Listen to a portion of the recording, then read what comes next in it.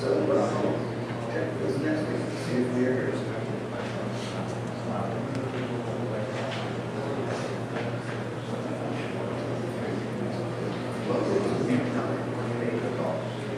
Last week, we watched number 48 move to number 27 from the initial angle full speed. It's difficult to make a call.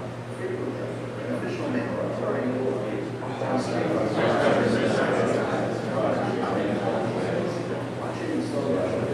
Watch how he extends his arms.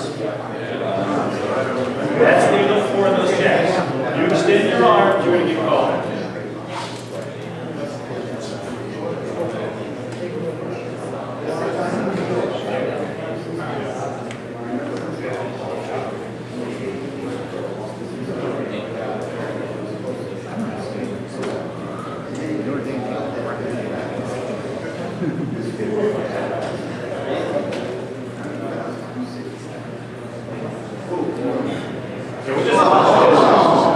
Just keep watching now.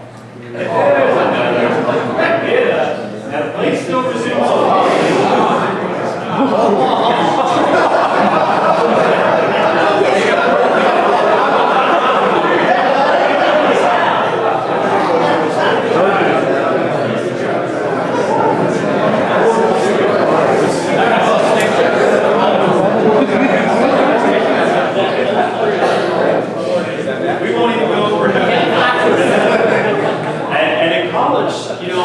Until the push occurs, the push is going to stop it, but in order to change the possession. But if he's getting hacked up like that, we can't take the advantage away from that player because he still has the ball. If he loses the possession of the ball, then we stop it if he's pushed, or if he's hacked to the point where we think it's going to be unnecessary, then we'll stop it. In youth, it's stopped whenever the ball hits the ground. We'll stop it no matter what. If they take the ball out of the box, college, high school, youth, it stops it right there anyway. So I'm not going to go over these illegal checks. Secondary fouls, though? Yeah. So again, the secondary fouls, that would be initial foul. You still maintain possession. That's secondary foul. Yeah, and see, that's a good point. That's a good point. All right. Good point here is if you have multiple fouls, all right, some personal, some technical, you have to weigh which ones are going to deserve the penalties, and then who gets possession of the ball. Because sometimes the attacking team may not have possession of the ball, depends on the severity of the penalties. Like the attacking team, that the kid was pretty well hacked. He got up, he got pissed off, and he threw a punch, and that's in the next episode, which you don't need to see that. But he threw a punch, and he got ejected. That right there gave the ball to the other team. You know, by the way, that cost him the game. So, but that's what happens. You got to maintain your cool. And there's some kids in our league that it's hard for them to keep their cool. Coaches, we rely on you to help with that. All right, so let me get this out of here. We don't need to see any more of this stuff. We're going to go over your rules now, which is probably the meat and potatoes of what you're here for. No answer. Sorry.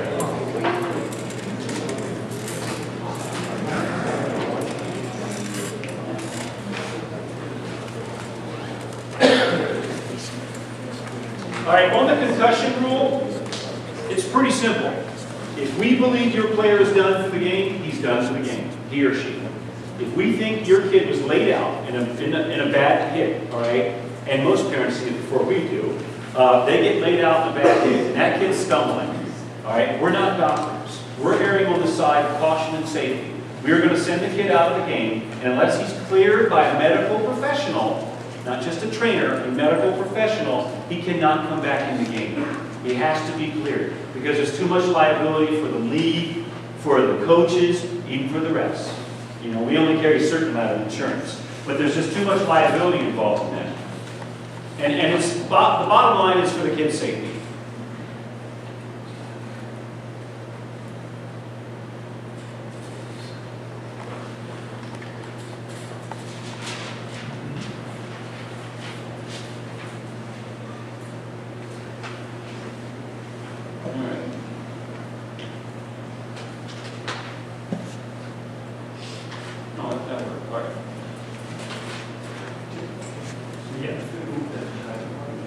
Yeah, we'll go with concussion first. Okay. So, concussion or rules? do the concussion. Okay. On the concussions, if we deem the kid to be hurt and he's not going to be able to play, coaches can do this too, all right? The coach of the kid that's playing, not the opposing coach, or the refs. In most cases, the refs will say, okay, he's done for the game. All right, he's done until he gets cleared. And the only time you guys will probably argue is when it comes down to a game that's really crucial. And I understand your motivation for wanting to argue. However, I'd like to make sure that you consider the kid's safety. Bottom line is they have to be cleared by a medical professional before they set back on the game or back on the field. So if we feel the kid got, rattled, he's done. Now, I will tell you this, our youth refs probably will never call that. It's the seasoned refs that will make that call. All right, we'll talk about it. It'll be a learning point for our newer refs so they understand it because it happens at every level. Somebody gets laid out at every level. And you determine, you err on the side of caution. That's the bottom line. There's just too much safety risk and too much liability involved in a kid getting hurt. In our game, especially all the attention it's drawing now, it's just one of those things. I mean, look, football started it, and we just picked it up and started running with it because it's an issue that parents are really guarded about. So please keep that in consideration when we talk to you about it. And you know what? We're not going to sit there and say, oh, he's your best player. He got laid out. He's done. It's going to take more than that. If the kid's on the field laid out for 2 minutes, obviously, and we know that he's not doing well, he's stumbling on the field, it doesn't take a rocket scientist to figure out he's done. So, is that going down in the scorebook and? That'll go in the scorebook, and if you guys want me to give your, the timers, the scorebook, all those folks, the class on how to do all this in the scorebook, that's fine. No. What happens is, whoever the head ref is on the game, they sign the scorebook. They fill this out on their card, and it's an incident. If it's an incident, we have to file a report. It goes to your rules committee and SCLA, and then they decide what needs to be done from there. We're not going to get into the action trash of how you guys conduct business. We're officiating the game. If any kind of incident on the field, we have to write it up. We send it through your channels. They determine the outcome after the game is over. They figure out what needs to be done. But on the field, as soon as we step on the field, that's the referee's decision. So, but you said it needs to be cleared by a medical doctor, so. A medical professional. So that kid's got to come to the next game with that document that he's cleared to play? Yeah, if he comes in with a documentation from a doctor or something, or, even if it's a chiropractor's medical professional, right, for this, and if he comes back saying he's okay to play, he's fine. And again, we're not going to push that. If I have the game that I have this kid, the incident happens to this kid, and I see him on the field next week, I'm not going to question you guys. I'm not going to question it. You guys got to do your own policing of this. You're all grown-ups. You guys can police this up. If you want that kid to go out there and get hurt because of something you failed to do, it's on you. All right? We did our job by sending him off the field, by telling him he can't play in the game. The onus is on you from that point out. See, we're covered on as far as the liability issue goes.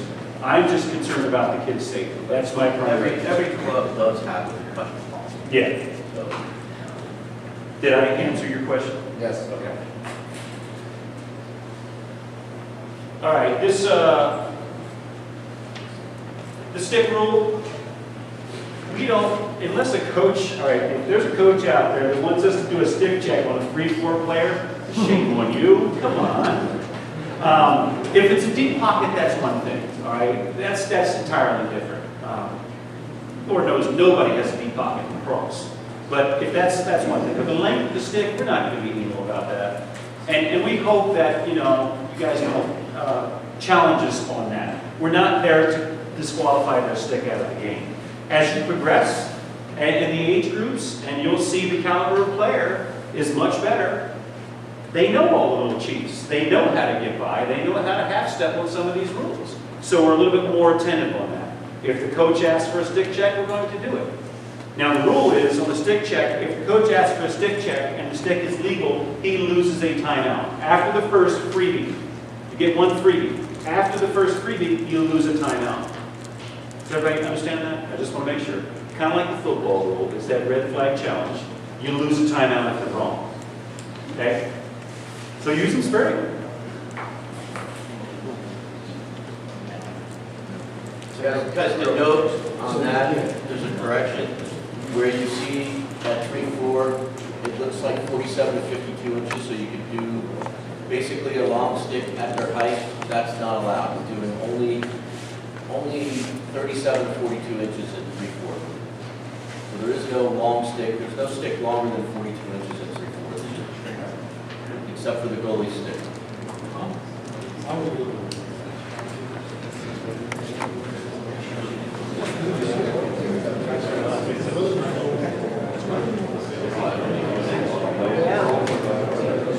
All right. I'll speed this up, guys. Yeah, I'll do my best. All right. Do we already have the times as far as the games, as far as the time limits on the age groups? I know there was a discussion on that. Okay. All right. Goalie arm pads and cup. Yes, sir. Just to be clear, again, so this is incorrect. Yes. Yeah, what's on the screen is incorrect. It was corrected. Thank you. Yeah. Yeah, just no long poles at We're going to 3-4. email out our final version. This is the red line version. You can see how it's not in there, so it should have been taken out. So I was given this. Sorry. Okay, I just want you to know. All right. Cups. Goalies must wear cups. I can't stress that enough. We are not going to check your goalie for a cup. All right? We're not going to do that. Now, we'll sit there and look at them when they go down because the ball hits them in the nards, and we'll say, are you wearing a cup? Just like that. And then if they can't breathe or something for a few minutes, and believe me, if it's because it's getting the ball busted, we're not going to get them off the field for a concussion, all right? We're not going to do that. All right.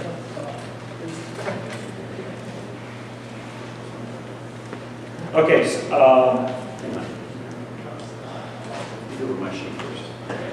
All right, my sheet first. On the face-off, just so you guys know, critical part of the face-off. The new rule is there's going to be a 4-inch line in the middle of the field. 4-inch line in the middle of the field. Now, I know that we may not be able to do that with those fancy machines that we have. Those little soccer machines may not do a 4-inch line. So we use our best judgment. Bottom line is if you're teaching your face-off players how to face off, tell them to stay off the line. Tell them not to be on the line. We'll correct them first couple of games through the season, but after that, if we continue seeing it, and not many face-off players do this, right? So we'll correct them initially, but after that face-off, after we tell them, stay off the line. All right, there has to be a clear space between the cross, the head of the cross, and the ball. Any questions on that? All right. Withholding the ball from play. That seems to be a particular issue. If your player has the ball, clamps down the ball, his stick is clamped down, the other player is just watching it, and your player looks up and looks around, he's withholding the ball from play. Okay? If he looks for more than a second, he's figuring out what he can do with that ball. That's not how it works. You clamp the ball, get it out to somebody on your team. Because you're sitting there studying, figuring out who you're going to pass the ball to. All right? So teach your players the right way, the right mechanic. They clamp the ball and then scoop it out whatever way they want. If the other team puts their stick on top of the opposing team's stick, that's going to be a hold. You can't do that either. So, see, there was a couple players 2 years ago on the face-off. It doesn't matter what team they're from. As soon as the whistle was blown, all they would do is do a check on the person at the face-off. They wouldn't even go after the ball. They'd come off the face-off position and just come right off and do a check. Hits him in the chest during the check, so you figured it's legal. It is not. Can't do that. Face-off on the ball, don't touch the person otherwise. All right, moving down my cheat sheet.